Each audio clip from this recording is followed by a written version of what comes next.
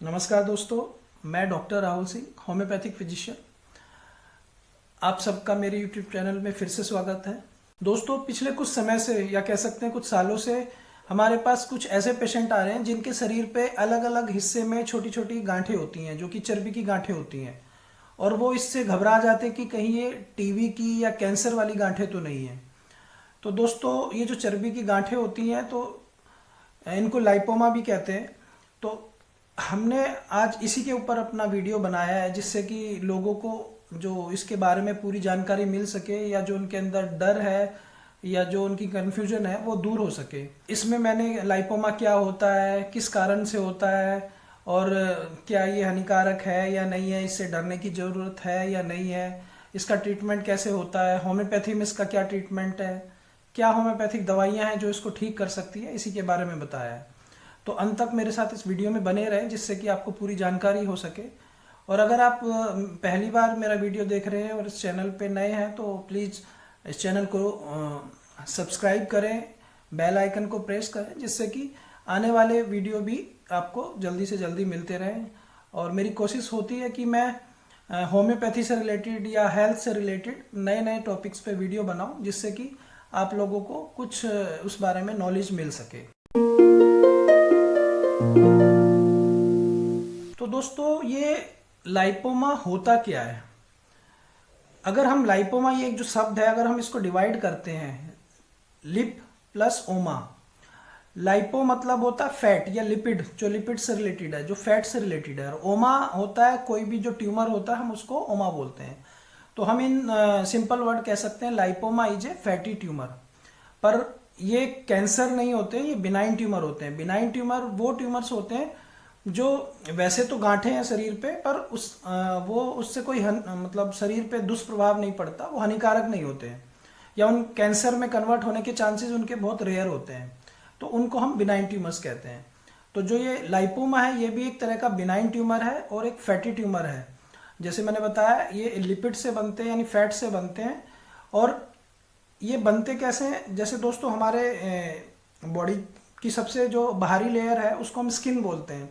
जो हमारी स्किन है, त्वचा है, उसके बाद मसल्स की लाइनिंग स्टार्ट होती है। तो मसल्स और जो स्किन है, इसके बीच में जो फैट की लाइनिंग होती है, कई बार उसमें ज़्यादा फैट जमा होने की वजह से स्वेलिंग होने लगती है, और वो ट्यूमर आगे चल के ट्यूमर बना देता है। उसी को हम लाइपोमा बोलते हैं।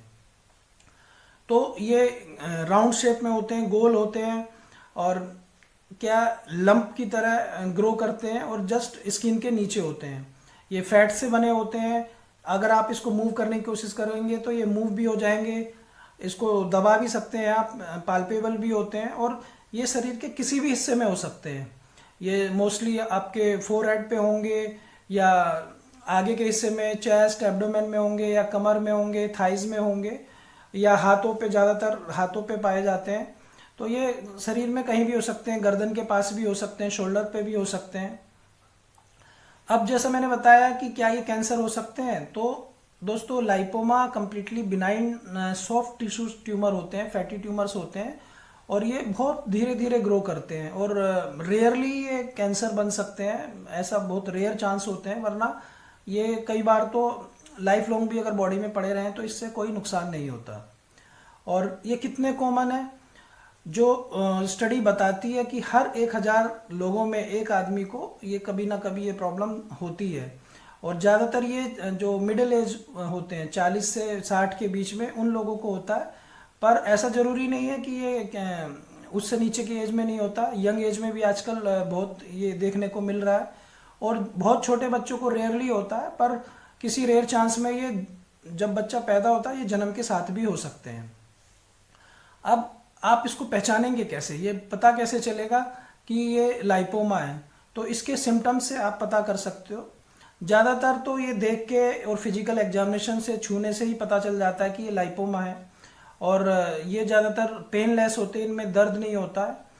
और कुछ कंडीशन में अगर दर्द होता भी है तो तब होता है जब ये किसी जॉइंट के पास होते हैं, या इसके नीचे से कोई ब्लड वेसल्स जा रही है, कोई खून की नस जा रही है, या इसकी वजह से किसी ऑर्गन पे या किसी चीज़ पे प्रेशर पड़ रहा है, तो दर्द होता है। वरना इसमें जनरली दर्द भी नहीं होता है। और ये आसपास के जो टिश्यूज होते हैं ये स्प्रेड नहीं करते, तो ये फैलने वाला भी नहीं है। हाँ, संख्या में ज़्यादा हो सकते हैं और धीरे धीरे कई बार साइज भी बढ़ता है, पर ये कैंसर की तरह एकदम से नहीं फैलते। और अगर आप इसको छुओगे तो ये मूव कर जाएगा, मूवेबल होते हैं। और जो इसका साइज है कई बार छोटे मटर के दाने के बराबर होता है, और कुछ केसेस में थोड़ा बड़ा भी हो सकता है, 2 से 3 इंच तक भी हो सकता है। कुछ सर्जिकल केसेस में ये पाया गया, या कुछ कि ये बहुत बड़े साइज में कम से कम 8-10 सेंटीमीटर के भी पाए गए हैं, पर ऐसा रेयरली होता है। लाइपोमा होता कहाँ है? तो जैसे मैंने आपको पहले भी बताया कि ये ज़्यादातर हाथ पे, गर्दन पे, कंधे पे, शरीर के अगले हिस्से पे, पेट पे, पीठ पे या जांघ पे हो सकते हैं, माथे पे भी हो सकते हैं। और रेयरली ये शरीर के अंदर के किसी अंदरूनी हिस्से में या ब्रेन में या मसल्स में रेयर ही होते हैं। कॉज क्या है, लाइपोमा होता क्यों है? तो साइंस के हिसाब से अभी तक इसका एग्जैक्ट कॉज किसी को भी नहीं पता है, मतलब हम अभी तक नहीं पता कर पाई है साइंस की ये होता किस वजह से है। पर ज़्यादातर केसों में ये पाया गया कि ये हेरिडिटी में चलता है, मतलब ये फैमिली में चलता है। अगर आपके पेरेंट्स को या उनके पेरेंट्स को है तो ये आने वाली पीढ़ियों में होता चला जाता है।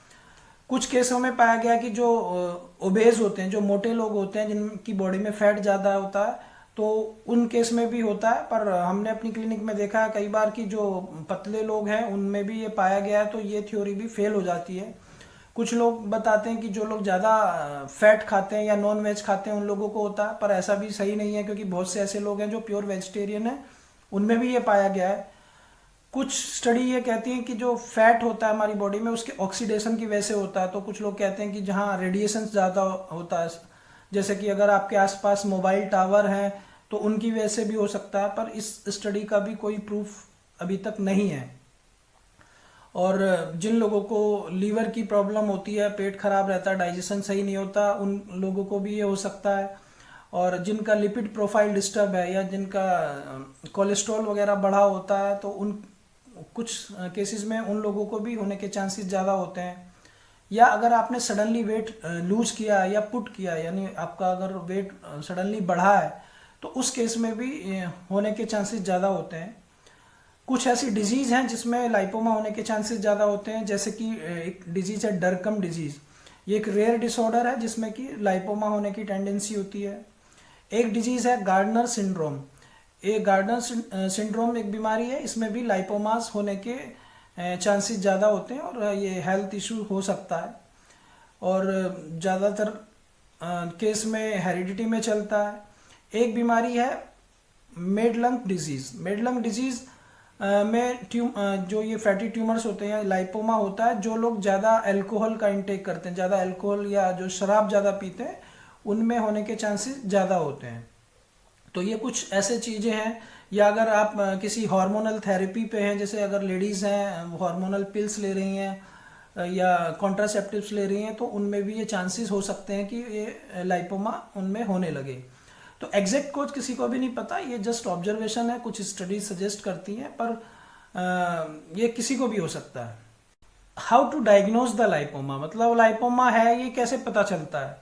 तो मोस्टली केसेस में तो आप सडनली जैसे कभी नहाते हुए या आप अपना ऐसे कोई सडनली कहीं आपका हाथ लगता है और अचानक से आपको पता चलता है कि ये कैसी स्वेलिंग है, तो फिर आप और जगह पे भी ढूंढते हैं। तो इस तरह से कई बार पेशेंटों को पता चलता है कि ये एक नहीं, एक से ज़्यादा है।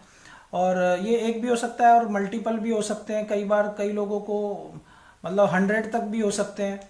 तो इसमें क्वांटिटी कोई फिक्स नहीं है।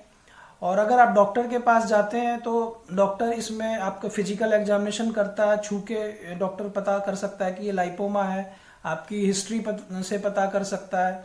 और अगर उनको कोई कन्फ्यूजन है तो इसके लिए अल्ट्रासाउंड होता है, एमआरआई होता है, सीटी स्कैन होता है, उनके थ्रू भी पता कर सकते हैं। कई बार जो लाइपोमा है बिल्कुल सिस्ट की तरह लगते हैं, जैसे हमारी बॉडी पे या स्किन पे छोटे सिस्ट हो जाते हैं जिनके अंदर फ्लूइड भरा होता है, तो वो भी लाइपोमा की तरह दिखते हैं। तो अगर कंफ्यूजन है किसी तरह की तो डॉक्टर उसके लिए ये डिफरेंट टेस्ट कर सकते हैं, जिससे कि वो सिस्ट और लाइपोमा में अंतर पता कर सकें।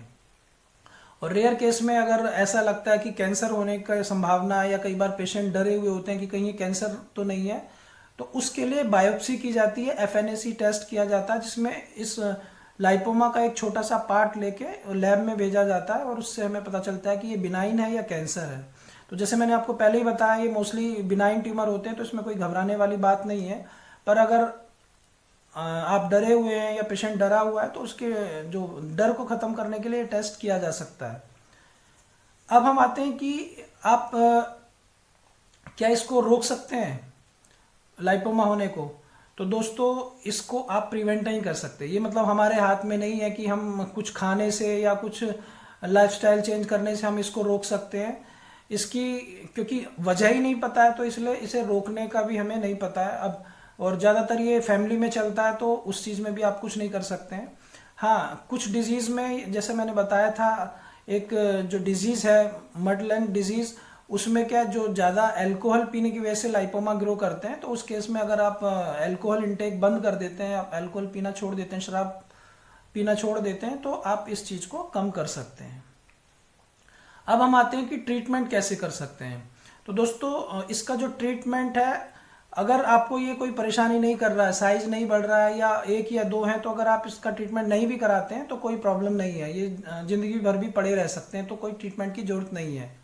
पर अगर इसकी जो नंबर ऑफ जो लाइपोमा बढ़ रहे हैं, अगर बहुत एक से ज़्यादा नए नए निकलते आ रहे हैं या उन्हीं का साइज बढ़ रहा है, तब आपको ट्रीटमेंट की ज़रूरत है। या अगर उसकी वजह से आपको कोई परेशानी हो रही है या कोई दर्द हो रहा है, तो उस केस में आपको ट्रीटमेंट की ज़रूरत पड़ सकती है।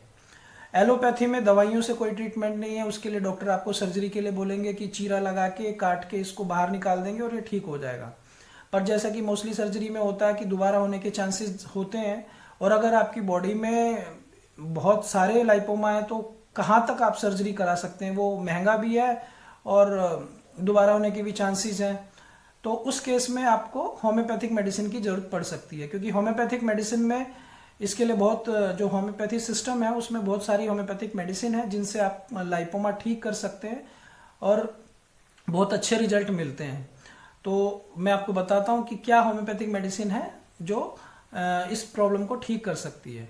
तो दोस्तों, जैसा मैं हर बार बताता हूँ कि जो हम दवाई बताते हैं वो एक सिर्फ नॉलेज के लिए है, पर आप अपने से उन दवाइयों को ना खाएं, क्योंकि होम्योपैथी में डायरेक्ट डिजीज के हिसाब से दवाइयाँ नहीं होती है, उसमें पेशेंट के सिम्टम के हिसाब से अलग अलग दवाइयाँ सेलेक्ट करनी पड़ती है, जो कि एक डॉक्टर का काम है। तो मैं आपको यही एडवाइस करूंगा कि आप अपने डॉक्टर से सलाह करके ही ये दवाई लें या उनको दिखाएं। पर अगर हर बीमारी के लिए कुछ स्पेसिफिक मेडिसिन होती है, उनका अच्छा रिजल्ट होता है, तो मैं यहाँ आपको कुछ दवाइयाँ बताऊंगा होम्योपैथी की, जिनसे जो लाइपोमा ठीक करने में हेल्प करती है। पर जैसे मैंने बताया आपको कि लाइपोमा जल्दी से ठीक नहीं होता क्योंकि इसका कॉज नहीं पता है, तो आप ये मान के चलें कि कई बार 6 महीने से लेकर साल भर तक आपको दवाइयाँ खानी पड़ सकती है, क्योंकि ये बहुत जल्दी ठीक होने वाली बीमारी नहीं है। धीरे धीरे ये ग्रो करते हैं, तो धीरे धीरे ये ख़त्म भी होते हैं। तो हमारे होम्योपैथी में ऐसी मेडिसिन है जो नॉर्मली फैट को भी कम करती है, मोटापे को भी कम करती है और इन ट्यूमर्स को भी कम करती है। तो उसमें सबसे पहले जो मेडिसिन है थूजा ऑक्सीडेंटलिस एक मेडिसिन है जो खासकर जो ट्यूमर्स है, मस्से है, जो भी हार्ड स्वेलिंग है, उनको ख़त्म करने में हेल्प करती है। तो थूजा भी इसके लिए बहुत इफेक्टिव मेडिसिन है, खासतौर से जिनका ब्लड कोलेस्ट्रॉल लेवल बढ़ा हुआ है तो उनके लिए थूजा बहुत इफेक्टिव मेडिसिन है। उसके बाद आती है कैलकेरिया कार्ब। तो कैलकेरिया कार्ब एक ऐसी मेडिसिन है, इसे आप 30 में या 200 पावर में ले सकते हैं। जो लोग मोटे ताजे होते हैं या जो ओबेज होते हैं, उन लोगों में ज़्यादा काम करती है, या जिनको पसीना ज़्यादा आता है, जो जल्दी थक जाते हैं और गोरे चिट्टे होते हैं, तो उन लोगों के लिए जो कैलकेरिया कार्ब है बहुत अच्छी मेडिसिन है लाइपोमा को ठीक करने के लिए। उसके बाद एक मेडिसिन आती है अमोनियम म्यूर। तो अमोनियम म्यूर भी जो लोग मोटे लोग होते हैं, ओबेज लोग होते हैं, उनके लिए बहुत इफेक्टिव मेडिसिन है। और इसमें क्या है, आदमी ऊपर से मोटा होता है पर टांगे उसकी बहुत पतली होती है। तो ये एक सिम्टम है जिसमें अमोनियम म्यूर देके आप लाइपोमा ठीक कर सकते हैं। अगर आपका लाइपोमा पेनफुल है, उसकी में दर्द कर रहा है, तो एक मेडिसिन आती है बेलाडोना। तो आप बेलाडोना पेनफुल लाइपोमा में अच्छा काम करती है, उसमें ये दी जा सकती है। फिर एक मेडिसिन आती है बेराइटा कार्ब। तो बेराइटा कार्ब लो पोटेंसी से लेके हाई पोटेंसी तक आप दे सकते हैं। बेराइटा कार्ब बहुत अच्छी मेडिसिन है, खास तौर से जो ग्लैंड बढ़ जाते हैं या स्वेलिंग है या जो फैटी ट्यूमर्स हैं और गर्दन के आसपास जो सर्वाइकल लिम्फ नोड है या सर्वाइकल एरिया, ये जो गले के आसपास अगर कोई लाइपोमा है तो उसमें ये बहुत अच्छा काम करती है। फिर एक मेडिसिन है लेपिस एल्बा, ये भी फैटी ट्यूमर्स के लिए, खासकर लाइपोमा के लिए बहुत अच्छी मेडिसिन है, और इसमें भी गर्दन और कंधे के आसपास जो गांठें होती हैं उसमें अच्छा काम करती है। उसके बाद एक मेडिसिन है कैलकेरिया फ्लोर। कैलकेरिया फ्लोर भी जो लाइपोमा अगर हार्ड हो गया, स्टोनी हार्ड है, बहुत कठोर है, तो उसमें कैलकेरिया फ्लोर जो है बहुत अच्छा काम करती है। एक मेडिसिन है फाइटोलेका डिकेंड्रा, ये मोटापा कम करने के लिए भी दी जाती है। इसे आप पोटेंसी में भी ले सकते हैं या मदर टिंचर में भी ले सकते हैं। तो ये भी जो लाइपोमा को डिसॉल्व करने में हेल्प करती है। उसके बाद एक मेडिसिन है क्रोकस सटाइवम। तो क्रोकस सटाइवम खास तौर पे अगर आपके जो सर की चमड़ी पे, स्काल्प पे अगर लाइपोमा है या सिस्ट है या कोई ट्यूमर है तो उसको ठीक करने में बहुत हेल्प करती है। इस पेशेंट को हमेशा ऐसा लगता है कि उसकी स्किन के अंदर कोई चींटी या कोई कीड़ा रेंग रहा है, तो उसको हमेशा इस तरह की फीलिंग आती है, जिससे कि वो अगर आप देते हैं तो ये भी लाइपोमा ठीक करने में हेल्प करते हैं। तो दोस्तों ये कुछ होम्योपैथिक दवाई थी जो मैंने आपको बताई और जो लाइपोमा में काम करती है। अगर उसके बाद भी अगर आपको कोई कन्फ्यूज़न है लाइपोमा को लेके तो आप मुझसे कांटेक्ट कर सकते हैं, कमेंट बॉक्स में कमेंट करके मुझसे पूछ सकते हैं। और लाइपोमा अगर है आपको तो आप घबराएं नहीं, ये कोई ऐसी जानलेवा बीमारी नहीं है, पर अगर ये बढ़ रहे हैं तो आपको ट्रीटमेंट की ज़रूरत है, और खुद से ट्रीटमेंट ना करके डॉक्टर से मिलें, और सही समय पे अगर ट्रीटमेंट लेते हैं तो इनको जड़ से ख़त्म किया जा सकता है। तो दोस्तों ये मैंने आपको लाइपोमा के बारे में बताया। आशा करता हूँ कि ये आपके लिए बहुत हेल्पफुल वीडियो रहा होगा, और अगर ये आपको अच्छा लगा है तो इसे लाइक करें, शेयर करें, जिन ज़रूरतमंद लोगों को ज़रूरत है उन तक पहुँचाएँ, और चैनल को सब्सक्राइब करें, बेल आइकन को प्रेस करें, जिससे आने वाले जो वीडियो होंगे जो हेल्थ से रिलेटेड, होम्योपैथिक मेडिसिन से रिलेटेड हैं, वो भी आपको मिलते रहें। धन्यवाद।